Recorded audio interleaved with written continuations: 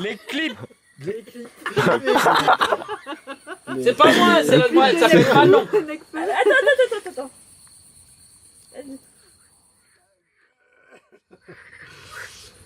Luc, C'est moi. comédien, metteur en scène, acteur, raconteur d'histoire. Roland, c'est lui. Musicien hors pair. Depuis de nombreuses années, une touche fantastique au piano. Un accompagnement magique.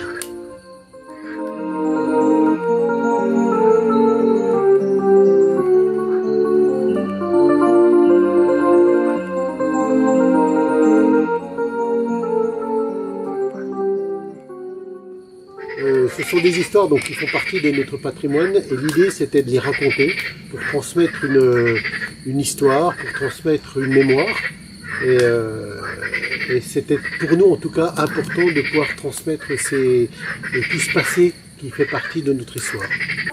Nous allons vous emmener dans un pays lointain, très lointain. Il y a longtemps, très longtemps.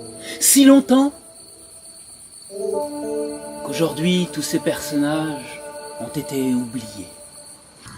J'ai retenu ceux dans lesquels il y avait une petite trame, une petite histoire, parce que ce qui m'intéresse avant tout, il y a des contes sur les présentations des personnages et autres, mais ce qui m'intéresse par-dessus tout, c'est une histoire, raconter une histoire avec une trame, des personnages, des conflits, des confrontations et une fin. Et donc j'ai retenu ceux qui m'intéressaient le plus. Et comme je suis issu du théâtre, je suis un comédien quoi qu'il arrive, je ne me voyais pas, comme plein de conteurs le font et c'est très joli, je ne me voyais pas être assis, raconter une histoire. En fait, la mise en scène, parce que ces contes sont théâtralisés, mis en musique, mais forcément si c'est théâtralisé, c'est mis en scène, c'est en fait l'histoire de cette malle avec une formule magique qu'on fait dire aux gens, qui vont amener la malle, grâce à sa magie, à faire sortir des objets. Et l'objet qui sort de la malle symbolise l'histoire. Pour la grotte des nains, la symbolisation de l'histoire, c'est le sable. Le sable qui sert à la fabrication du château, que l'on va voler et que l'on va poser sur le chemin. Mais pas n'importe quel sable. Du sable comme on n'en trouve plus aujourd'hui. C'est du sable de rivière que l'on utilisait à l'époque dans le comté de Fier. Alors on s'est rencontrés il y a un paquet d'années à travers une amie commune. Je montais des pièces de théâtre et Roland nous a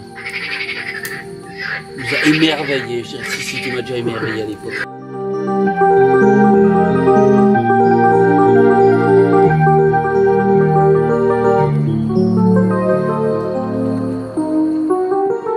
La musique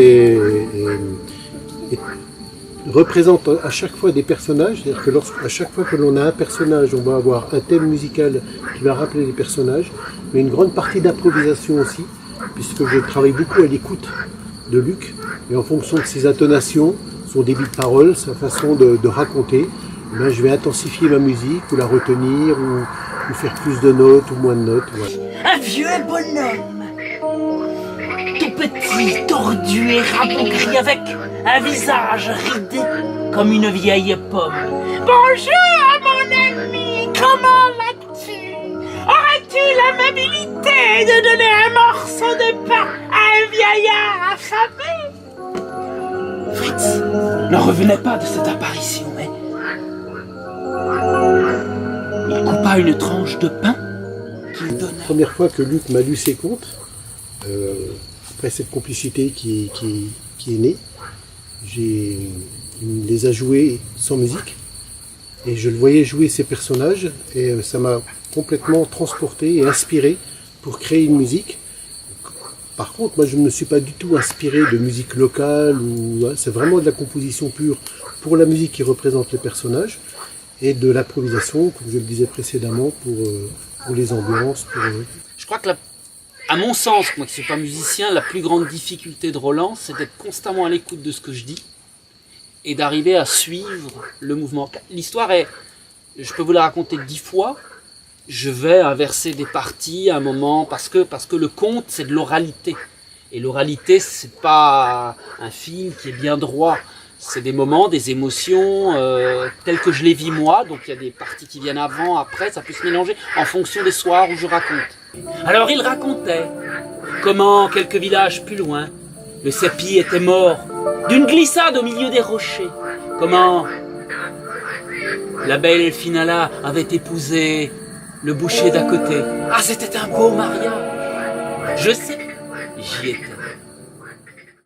Je crois que je crois qu'on peut le dire, de nos plus grands plaisirs, c'est de voir le regard du public après le spectacle. C'est qu'ils aient 5 ans, 14 ou 70, c'est le moment presque de réveil des gens. C'est pas qu'ils soient endormis, mais ils se réveillent de leur rêve de l'histoire. Et ça, c'est toujours un bonheur.